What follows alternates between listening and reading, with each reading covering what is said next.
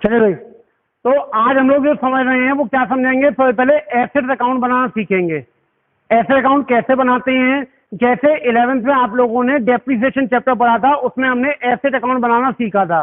उसमें asset account बनाना हमने दो तरीके से सीखा था।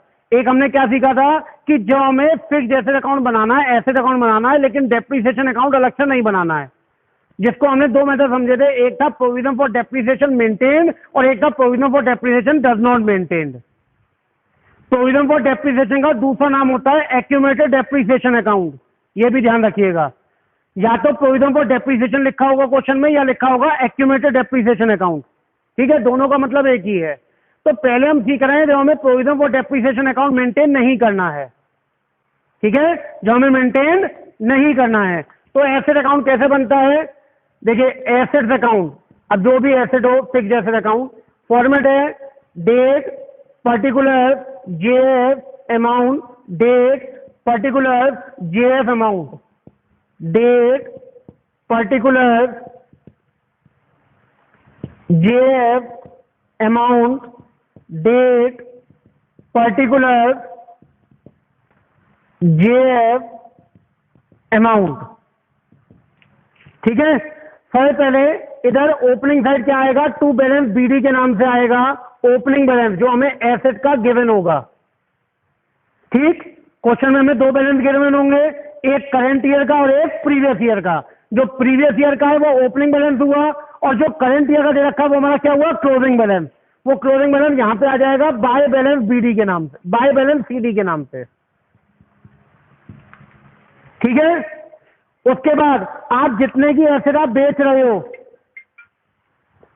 आप जितने की एसेट बेच रहे हो वो आ जाएगी यहां पे बाय बैंक अकाउंट के नाम से। सेल वैल्यू, जो एसेट आप बेच रहे हो।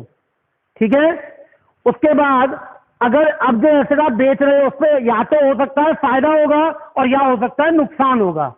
अगर फायदा होगा तो टू साइड आएगा, टू स्टेटमेंट ऑफ पीएनएल के नाम से, टू स्टेटमेंट ऑफ पीएनएल के नाम से profit on sale, profit on sale.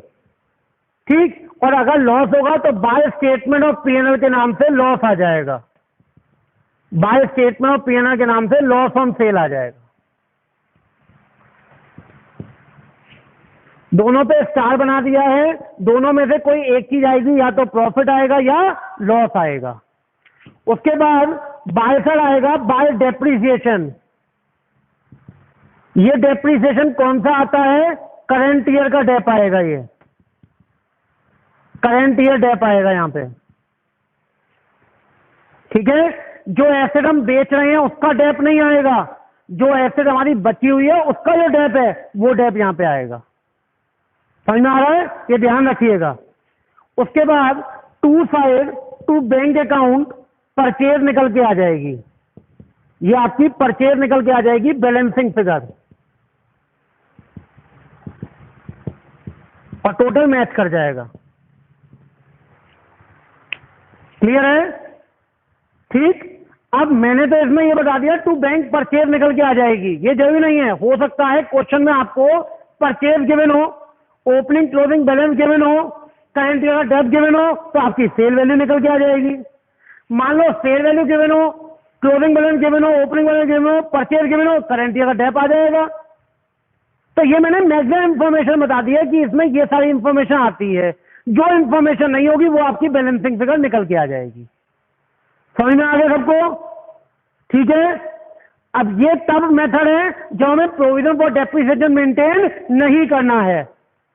अगर हमें प्रोविजन फॉर डेप्रिसिएशन मेंटेन करना है तो क्या करेंगे, तो दो अकाउंट बनेंगे, एक तो हमारा एसेट अकाउंट बनेगा और एक हमारा क्या बनेगा, प्रोविजन फॉर डेप्रिसिएशन या एक्यूमुलेटेड डेप्रिसिएशन अकाउंट बनेगा।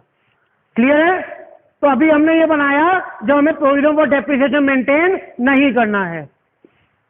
अब अगर करना है तो क्या करेंगे, तो देखिए ये तो एसेट अकाउंट रहेगा, ये हो गया आपका accumulated depreciation account, accumulated depreciation account. तब क्या चेंजेस आएंगे वो देखिएगा, फॉर्मेट इसका ही वही, date particular JF amount, date particular JF amount. ठीक है, एक्यूमुलेट डेप का। ठीक, अब देखो एक्यूमुलेट डेप अगर हमें मेंटेन करना है तो क्या करेंगे, तो यहाँ पे जो डेप आएगा वो डेप करंट ईयर का नहीं आएगा, वो डेप यहाँ पे करंट ईयर का नहीं आएगा फिर, ठीक है, क्योंकि जो करंट ईयर डेप होगा वो कहाँ आएगा, एक्यूमुलेट डेप में लगेगा। यहाँ पे कौन सा डेप आएगा, जो हम एसेट बेच रहे हैं उसका जो डेप है वो यहाँ पे आएगा, और वो किस नाम से आएगा, बाय एक्यूमुलेटेड डेप्रीसिएशन अकाउंट या प्रोविजन फॉर डेप्रीसिएशन के नाम से, जो भी नाम हमें दे रखा हो, ठीक है। एक्यूमुलेट डेप कैसे बनेगा, इसमें देखो क्योंकि लायबिलिटी है तो बाय साइड से शुरू होगा, बाय बैलेंस बीडी, इसके भी आपको ओपनिंग क्लोजिंग बैलेंस दे रखे होंगे, बाय बैलेंस बीडी और टू बैलेंस सीडी,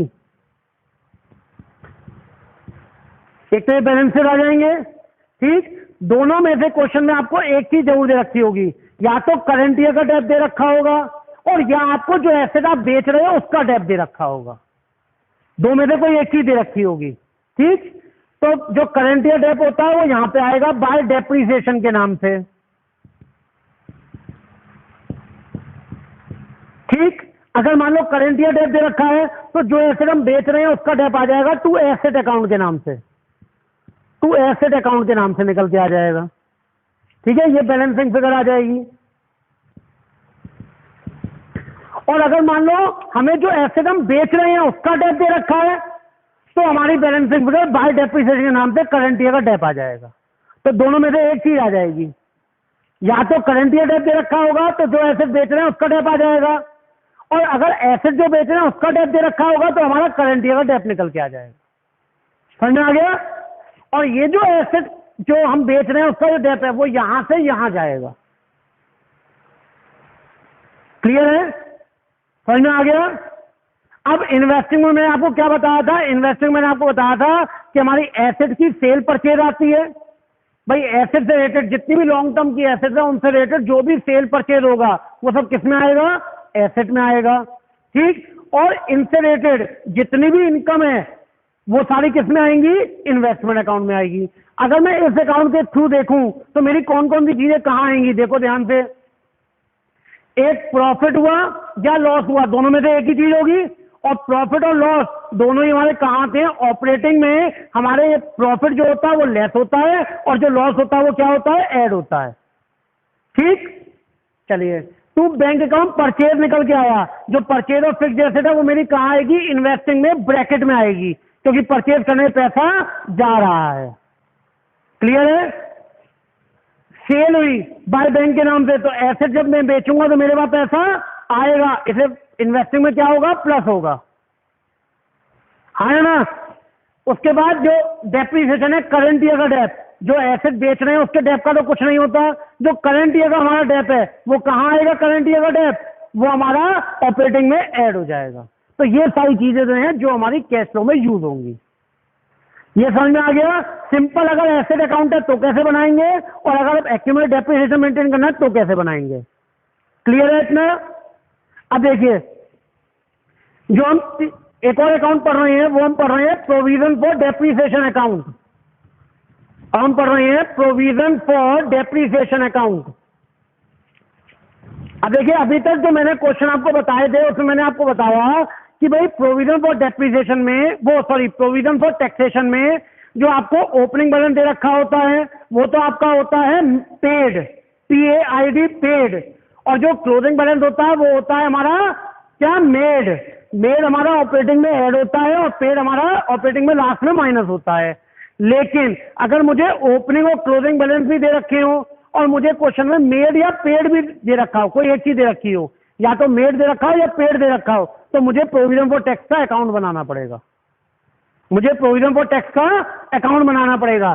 तो अकाउंट कैसे बनाऊंगा, provision for taxation account, provision for taxation account कैसे बनेगा, date particular JF amount, date particular JF amount same, ठीक। प्रोविजन फॉर टैक्सेशन भी हमारे लिए क्या है, लायबिलिटी है, तो बाय से शुरू होगा, by balance BD, opening balance आ जाएगा, to balance CD, closing balance आ जाएगा, ठीक है भाई।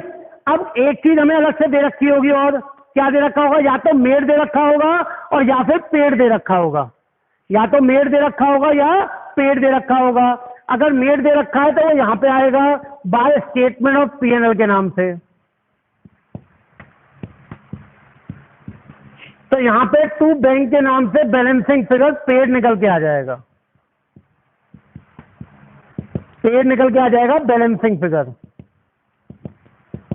ठीक। और अगर हमें पेड दे रखा होगा तो हमारा मेड निकल के आ जाएगा, ठीक है। जब ये अकाउंट बनाऊंगा तो ओपनिंग और क्लोजिंग वैल्यू का सिर्फ मतलब इसलिए कि अकाउंट बनाने के लिए यूज होगा, बाकी अब यूज क्या होंगे, मेड और पेड। ये वाला जो मेड है वो ऑपरेटिंग में ऊपर ऐड होगा और ये वाला जो पेड है वो ऑपरेटिंग में नीचे माइनस होगा।